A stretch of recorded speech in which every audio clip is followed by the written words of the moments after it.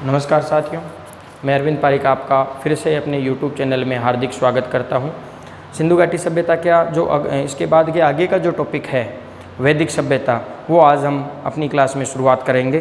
तो सबसे पहले बात करते हैं वैदिक सभ्यता की, या वैदिक काल की कर लेते हैं कि वैदिक काल खंड जो है वो क्या है। देखो, वैदिक काल जो है वो 1500 से 1000 ईस्वी या 600 BC तक माना जाता है, जिसमें इसके दो खंड माने जाते हैं। एक 1500 से 1000 BC, एक माना जाता है 1000 से 600 BC। ये वैदिक काल आ जाता है और ये उत्तर वैदिक काल आ जाता है। इसमें कुछ चीज़ें होती है और इसमें कुछ परिवर्तन आ जाता है। जैसे इसमें राजा जो था वो वंशानुगत नहीं होता है, इसमें जो पद है वो आनुवांशिक या वंशानुगत हो जाता है, ठीक है ना।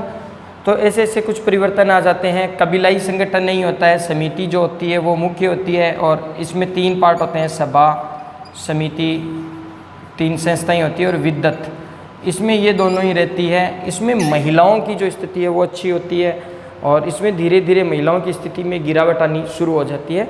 तो वैसे ही आज हम इसके बारे में, वैदिक सभ्यता के बारे में अध्ययन करेंगे। देखो, सबसे पहले एक मैं बेसिक सी चीज़ आपको बता देता हूँ, वो है आपका, एक तो है वेद, ब्राह्मण,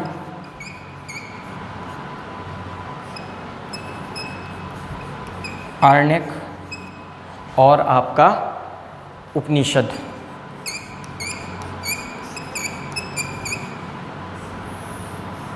ये क्या है, एक क्रम, थोड़ा सा आप इसका सीक्वेंस जो है ना वो आप ज़रूर इसका ध्यान में रख लीजिएगा, क्योंकि ये क्वेश्चन जो है UPPCS मेंस जो है, अपने जो RS मेंस होती है उसमें ऑब्जेक्टिव नहीं आता है, डिस्क्रिप्टिव आता है, जबकि UPSC वगैरह में जो है वो मेंस भी ऑब्जेक्टिव होते हैं। तो UPSC मेंस 2014 का ये क्वेश्चन था कि जो आपके वैदिक साहित्य हैं, जो श्रुति जिसे कह सकते हैं, उनको कालक्रम अनुसार कीजिएगा। तो सबसे पहले वेद आते हैं, फिर ब्राह्मण आते हैं, फिर आरण्यक आते हैं, फिर उपनिषद आते हैं। ये क्या है, वैदिक साहित्य हैं। ये क्या है, वैदिक साहित्य हैं। इन्हें श्रुति साहित्य भी कहा जाता है। क्यों कहा जाता है? क्योंकि ये सुनने में आते हैं मुख कर बोलकर, या जो प्राचीन जो शिक्षा की परंपरा थी वो क्या थी, मौखिक रूप से थी। तो इनको मौखिक रूप से भी बोला जाता है, जिसके कारण इनको श्रुति साहित्य भी कहा जाता है। इसके अलावा इनमें आपको एक डायग्राम और मैं बना देता हूँ। एक तो होता है वेदांग,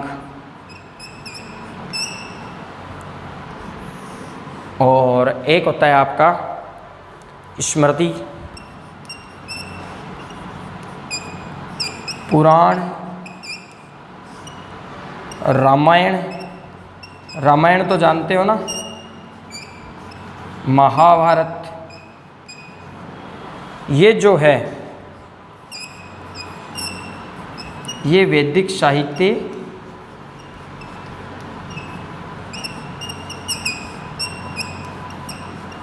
नहीं है। ये थोड़ा सा आप ध्यान में रख लीजिएगा कि वैदिक साहित्य कौन से हैं और वैदिक साहित्य कौन से नहीं है। देखो, वेद की हम बात करते हैं तो वेद जो है वो ब्राह्मण है, आरण्यक है, उपनिषद है, और वेदांग, स्मृति, पुराण, रामायण और महाभारत, इनके बारे में एक बार थोड़ी थोड़ी चर्चा कर लेते हैं। वेद जो है वो कितने अपने 4 हैं मुख्य रूप से। ब्राह्मण जो थे वो पहले क्या थे, ग्रंथ थे। कालांतर में जो इनको पढ़ने वाला था वो ब्राह्मण कहलाया, और कालांतर में वो एक बन गई, क्या, जाति बन गई। आरण्यक है, ये रहस्यात्मक है, वन में इसका अध्ययन किया जाता है। अरण्य का अर्थ होता है वन, वनों में इनका अध्ययन किया जाता था। उपनिषद, इसके बाद में आते हैं उपनिषद। उप का अर्थ होता है समीप या पास, और निषद का अर्थ होता है समीप बैठकर अध्ययन करने वाला, यानी आज से 3 माह पहले, या जो अपना जनवरी से पहले आपकी परीक्षा ही नहीं हुई थी, या जनवरी से पहले आप कोचिंगों में अध्ययन करते थे, वो उपनिषद था। क्योंकि आप कोचिंग में जाते थे, गुरु के समीप बैठकर अध्ययन करते थे। वर्तमान में क्या आ गया, कोरोना काल आ गया, तो आप क्या करते हो, हम बोर्ड पर पढ़ाते हैं कैमरे के सामने, आप ऑनलाइन लाइव या यूट्यूब पर पढ़ते हो। ठीक है, तो ये गुरु के समीप बैठकर नहीं हुआ, गुरु से दूर होकर पढ़ना हो गया, तो ये सब उपनिषद नहीं हुआ। यानी गुरु के समीप बैठकर, पहले आप कोचिंग में जब पढ़ते थे या अपनी यूनिवर्सिटी या कॉलेज में पढ़ते थे, वो क्या हो गया, आपका उपनिषद हो गया, गुरु के समीप बैठकर। इसमें दर्शन के बारे में विस्तृत रूप से चर्चा है और मोक्ष के लिए बताया गया है। ये क्रम आप ज़रूर ऑब्जेक्टिव के अनुसार ये दोनों क्रम आप लिख लीजिएगा, या आप स्क्रीनशॉट ले सकते हो, क्योंकि परीक्षाओं में सीधा का सीधा पूछ लेते हैं कि क्रम के अनुसार, और यूपीएससी मेंस 2014 में ये क्वेश्चन पूछ लिया गया था। अब बात करते हैं वैदिक साहित्य जो नहीं है, वेदांग। देखो वेदांग जो है वो इन उपनिषदों का एक नाम और मिलता है, आगे भी मैं आपको बता दूंगा, वेदांत। ये सेट 2012 का क्वेश्चन था कि इनमें से वेदांत कौन सा है, और उपनिषद ऑप्शन में था। तो सेट 2012 में ये क्वेश्चन पूछा गया था कि वेदांत क्या है, तो वेदांत जो है वो उपनिषद है, क्योंकि इनकी जो व्याख्या है वो कब हुई थी, वेदों के अंत में हुई थी। देखो कोई भी अगर शब्द नहीं आता है तो आप उसकी संधि विच्छेद कर लीजिएगा। तो वेदों का अंत, वेदों के अंतिम रूप से इनकी व्याख्या हुई थी, दर्शन पर है, मोक्ष के लिए है। और उपनिषदों के बारे में ये भी कहा जाता है,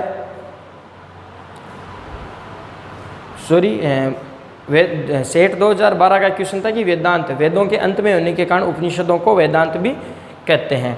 अब बात करते हैं जो वैदिक साहित्य नहीं है। वेदांग जो है वो 6 है ना, शिक्षा, कल्प, व्याकरण, निरुक्त और छंद। स्मृति साहित्य है ना, ये पुरानी प्राचीन आख्यान में पुराण जो है अपनी वायु पुराण है, मत्स्य सबसे पुराना जो पुराण है, कुल इनकी संख्या है 18 तो पुराण। फिर ये जो 2 है ये है महाकाव्य।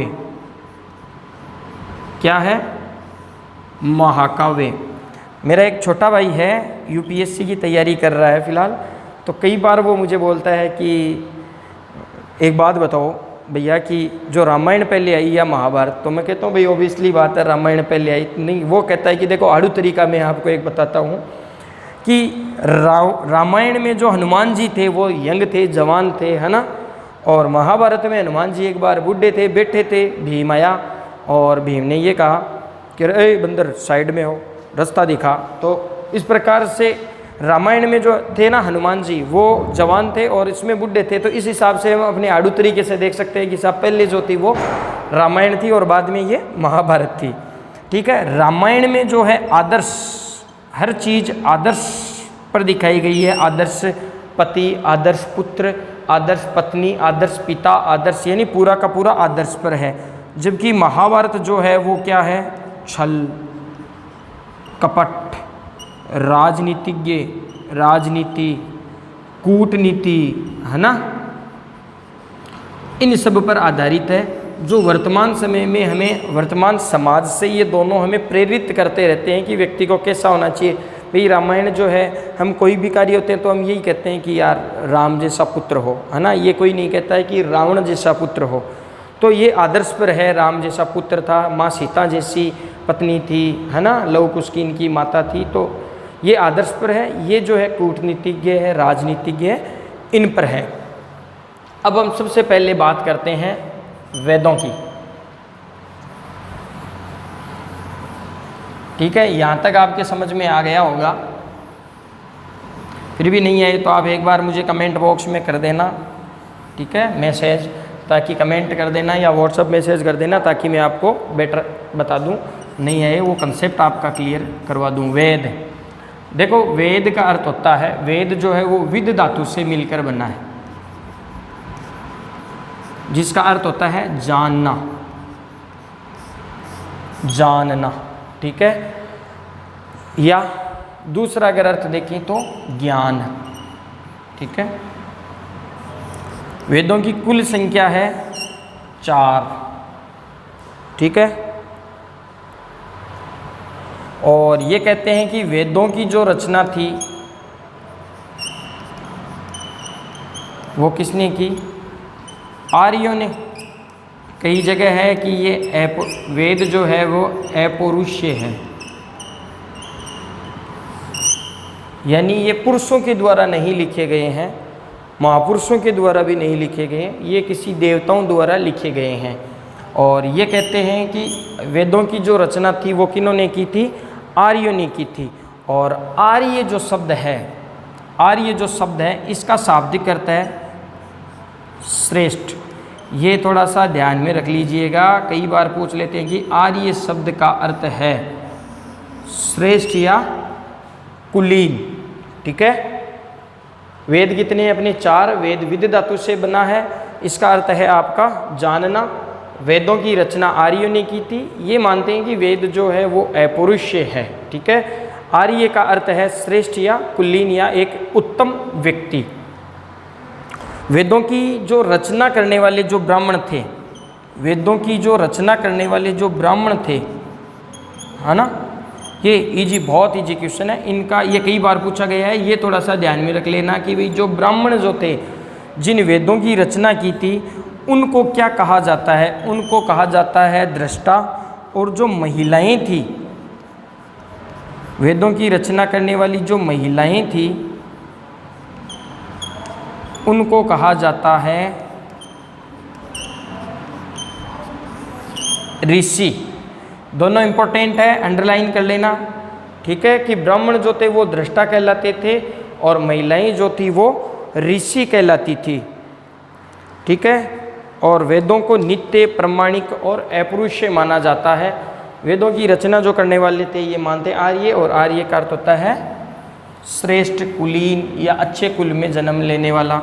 और एक व्यक्ति हुए हैं हिटलर, वो हमेशा ही बता रहा हूँ कि भारतीयों से इसीलिए नफरत करते थे क्योंकि अगर भारतीय श्रेष्ठ होते, कुलीन होते, तो भारत पर विदेशी आक्रांता कभी अधिकार नहीं करते, ना हूण करते, ना आपके गुलाम वंश के जो है गोरी है, गजनबी है, कुतुबुद्दीन ऐबक है, अलाउद्दीन खिलजी है, या आधुनिक काल की हम बात करते हैं तो जो ब्रिटिश जो है, अंग्रेज है, वो ये नहीं कहते कि हमें गोरे लोगों को काले लोगों पर और भारत जैसे गरीब देश में हमें शासन करने के लिए भेजा गया है, और हम लंदन जैसे वैभवशाली शहरों में रहने वाले भारत जैसे देशों को हम सभ्य बनाने के लिए आए हैं। इसीलिए हिटलर इनसे नफरत करता था। हिटलर केवल सुभाष चंद्र बोस और राजा राम मोहन राय, इन दो को छोड़कर सभी भारतीयों को एक कुदृष्टि से या नफरत की भावना से ही देखता था। चलो हम अपने टॉपिक पर आते हैं। बात चल रही थी वेद की, तो वेद में मैं आपको बता चुका हूँ, वेद जो 4 है अपौरुषेय हैं और आर्य द्वारा रचना की गई थी। आर्य जो थे वो इसका शाब्दिक अर्थ होता है श्रेष्ठ या कुलीन, और नित्य, प्रामाणिक और अपौरुषेय हैं। इसके अलावा जो दृष्टा ब्राह्मण जो थे, जिनकी व्याख्या करते थे, जो ब्राह्मण व्याख्या करते थे वो क्या कहलाते थे? दृष्टा। और जो महिलाएं व्याख्या करती थी वो कहलाती थी ऋषि। ठीक है, अब वेद जो 4 है उसमें पहला वेद है आपका ऋग वेद। अब इसके शाब्दिक अर्थ की जरूरत नहीं है, मुख्य जो एग्जाम की दृष्टि वाली चीज़ें हैं वो हम देखते हैं। इसमें 1028 सूक्त है, सीधा का सीधा यूपीएससी का क्वेश्चन पूछा गया है कि ऋग्वेद में कुल ऋचाएँ कितनी है?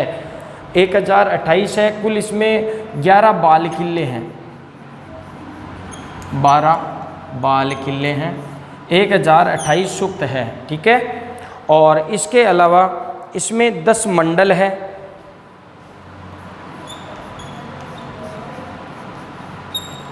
पहला और 10वां जो मंडल है ना, ये दोनों बाद में जोड़े गए हैं। अभी ये कब जोड़े गए थे? बाद में जोड़े गए हैं। कौन कौन से? पहला और 10वां। फिर 2 से लेकर 7 तक जो है दूसरा जो मंडल है, उससे लेकर 7वें मंडल तक जो है वो वंश मंडल या परिवार मंडल कहलाता है। ठीक है, ऋग्वेद का जो तीसरा मंडल है उसमें क्या है? ओम भूर्भुवः स्वः है ना, गायत्री मंत्र। और गायत्री मंत्र किसको समर्पित है? देखो एक ट्रिक लिख देता हूँ, आप लिख लीजिएगा अपनी नोटबुक में।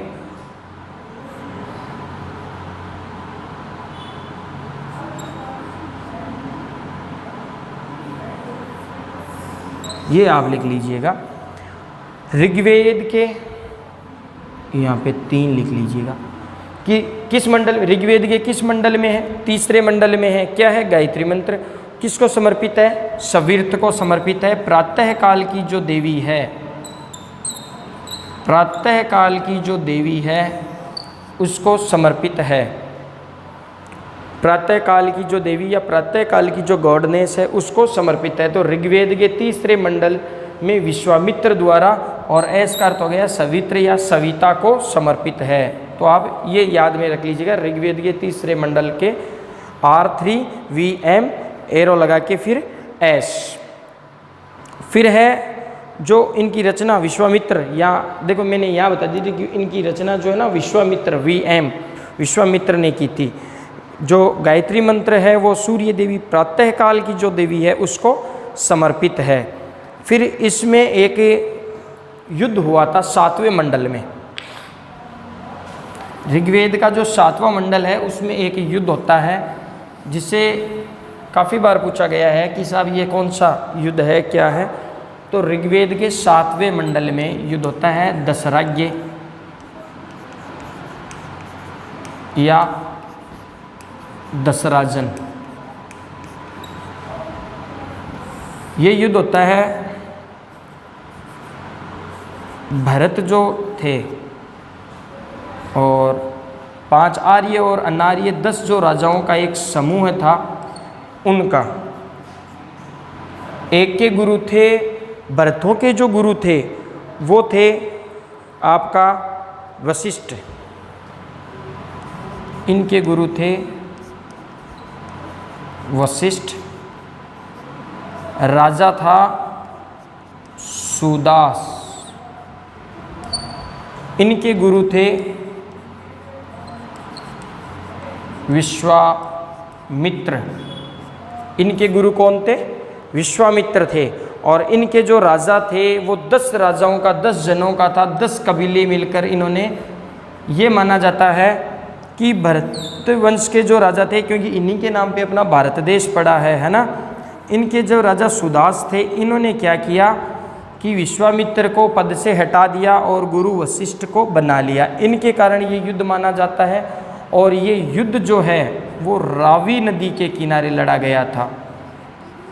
और ये भी माना जाता है कि मुख्य रूप से ये युद्ध जल के लिए लड़ा गया था, जल के लिए लड़ा गया था। क्यों लड़ा गया था? कि जो भरतों ने क्या किया, जो भरतवंश कबीले थे, इन्होंने क्या किया, इस नदी पर एक पुल बना हुआ था, उस पुल को तोड़ देते हैं, और जिनके कारण ये युद्ध जो है वो जल के लिए लड़ा गया था। ये ध्यान में रखना। इनका गुरु, भरतों का जो गुरु था वो वशिष्ठ थे और इनके थे गुरु विश्वामित्र। अंत में सुदास जो है वो विजयी रहता है। 7 मंडल हो गए। एक प्रमुख जो मंडल है वो है 9वां मंडल। आगे भी हम चर्चा करेंगे। ऋग्वेद के 9वें मंडल में 9वां जो मंडल है वो सोम को समर्पित था।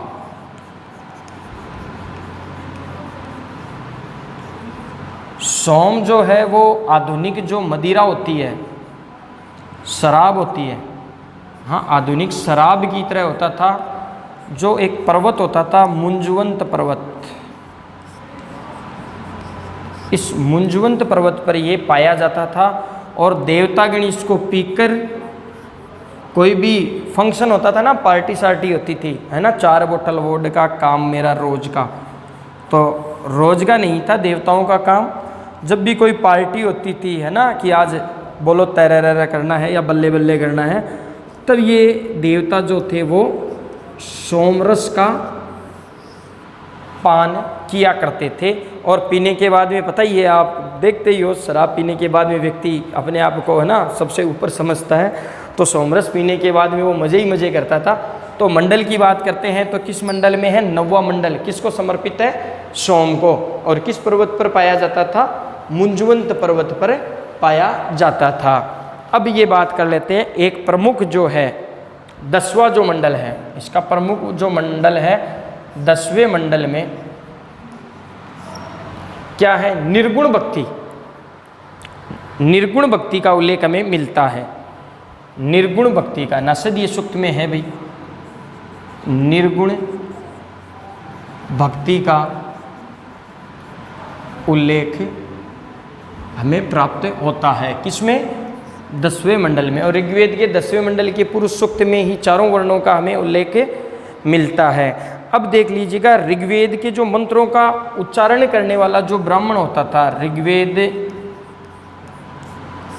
जो ब्राह्मण होता था उसको होर्ता कहा जाता था। क्या कहा जाता था? ये very very very very important है भाई, ध्यान में रख लेना।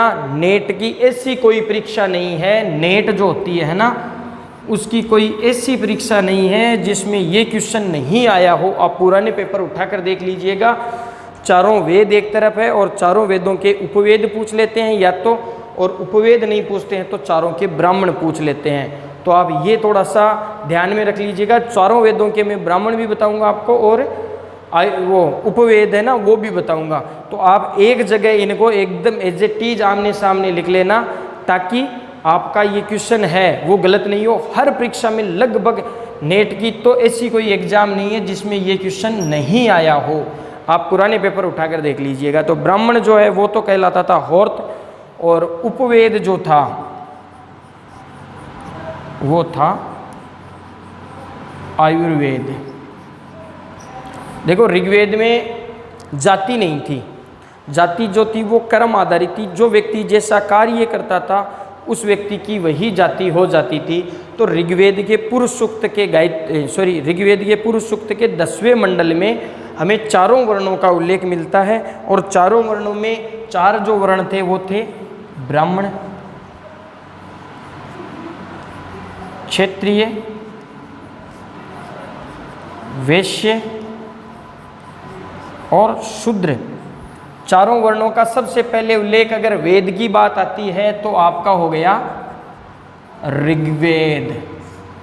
और ऋग्वेद के मंडल की बात होती है तो ऋग्वेद के 10वें मंडल में, और सूक्त की बात आती है तो आपका पुरुष सूक्त। 3 क्वेश्चन यहाँ से हमें ऑब्जेक्टिव मिलते हैं और तीनों ही इम्पोर्टेंट है। ऋग्वेद, अगर वेद की बात आती है तो ऋग्वेद, मंडल की बात आती है तो 10वां मंडल, और सूक्त की बात आती है तो पुरुष सूक्त में 4 जातियाँ, ब्राह्मण, क्षत्रिय, वैश्य और शूद्र। ब्राह्मण जो है एक विराट पुरुष होता है, उसके मुख से निकलने वाला जो व्यक्ति होता है वो ब्राह्मण होता है। भुजाओं से निकलता है क्षत्रिय, जंघाओं से निकलता है आपका वैश्य, और पैरों से निकलता है शूद्र। और ये जो तीनों की ये जो व्यक्ति है ये सेवा करता है। लेकिन फिर भी ध्यान रखें, इसमें जाति जो थी वो आनुवांशिक नहीं थी, कर्म आधारित थी।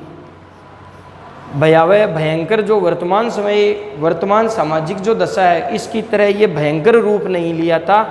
जो व्यक्ति जैसा कर्म करता था, यानी एक ब्राह्मण का बेटा है वो एक शूद्र का कार्य कर रहा है तो वो शूद्र कहलाएगा, न कि ब्राह्मण। वर्तमान समय की तरह आनुवांशिक नहीं हुई थी, जो खतरनाक रूप नहीं लिया था। और जो जाति थी वो क्या थी? कर्म आधारित थी। जो व्यक्ति जैसा कार्य करता है वैसा था। अब बात करते हैं हम, ये दोनों लिख लेना भाई। ब्राह्मण जो था वो होर्ता था, और उपवेद जो है इसका था आपका आयुर्वेद। ठीक है, यहां तक समझ में आ गया होगा आप लोगों के।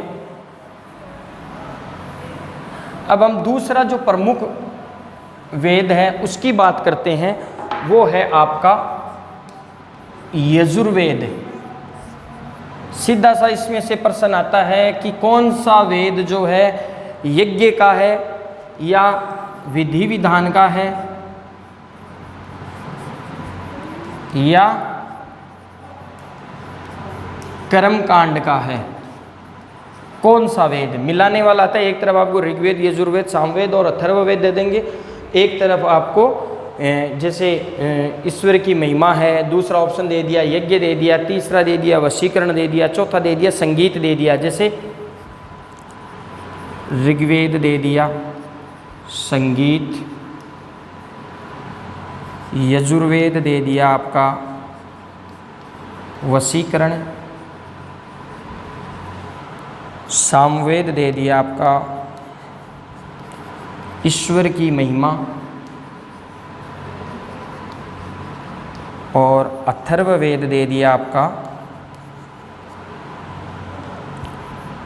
यज्ञ या कर्मकांड। दोनों साथ भी दे सकते हैं। एज इट इज़ ये काफ़ी बार परीक्षा में सेम ऐसा का ऐसा प्रश्न आता है, रीट में भी आया हुआ है, हमें इसको मिलाना होता है। तो देखो ऋग्वेद जो है इसमें क्या है, ईश्वर की महिमा है। यजुर्वेद अभी हमने बात की थी, इसमें यज्ञ और कर्मकांड है। सामवेद जो है वो संगीत का है, और जादू टोने और वशीकरण वाला जो है वो अथर्ववेद है। इस प्रकार से क्वेश्चन हमें आ जाते हैं। तो थोड़ा सा आप इसको अच्छे से पढ़ लीजिएगा ताकि आपका जो क्वेश्चन है वो गलत होने के चांसेज कम हो। अब इसके देखो यजुर्वेद के दो भाग हैं, कृष्ण और शुक्ल। कृष्ण यजुर्वेद और शुक्ल यजुर्वेद, इसे वाजस्नेयी संहिता भी कहा जाता है। वाजस्नेयी संहिता भी कहा जाता है। कृष्ण यजुर्वेद और शुक्ल यजुर्वेद दो पार्ट है इसके। जो शुक्ल यजुर्वेद है इसको क्या कहा जाता है, वाजस्नेयी संहिता भी कहा जाता है। एक्स्ट्रा इसकी एक बात और है इस वेद की, यजुर्वेद की, कि ये गद्य व पद्य दोनों में है। प्रश्न आता है कि कौन सा वेद गद्य और पद्य में है, तो गद्य और पद्य में जो वेद है वो आपका है यजुर्वेद। ठीक है।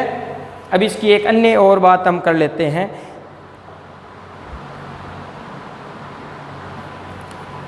एक गाना सुना हुआ होगा, जब जीरो दिया मेरे भारत ने, भारत को तब गिनती आई, है ना। शून्य का आविष्कार कौन करता है, अपना भारत करता है। भारत से अरबी सीख जाते हैं, है ना। अरबी सीख जाते हैं तो अरब देश में पहुंच जाता है, और अरबों से ये पहुंच जाता है यूरोप में। तो जीरो किसने दिया था, जीरो देने वाले थे हम भारत। जब जीरो दिया मेरे भारत ने, तो अरबियों भारत से अरबी सीखते हैं और अरबियों से यूरोप पहुंच जाता है। और जो अपने आप को ये शिक्षित कहते हैं, इनको जीरो हमने ही दिया है। तो शून्य का जो आविष्कार जिसे हम कह सकते हैं, शून्य जो है जिसके बारे में हमें उल्लेख मिलता है, वो हमें कहाँ मिलता है, आपका इस वेद में शून्य का उल्लेख मिलता है। कौन सा वेद है, यजुर्वेद है। ठीक है। इसमें मैं पहले ही बता चुका हूँ यज्ञ करने की विधियाँ भी है, यज्ञ करने की विधियाँ हैं। इसके अलावा इसका ब्राह्मण जो है और उपवेद है वो दोनों आप लिख लीजिएगा। इसका ब्राह्मण कहलाता है अथर्वयु,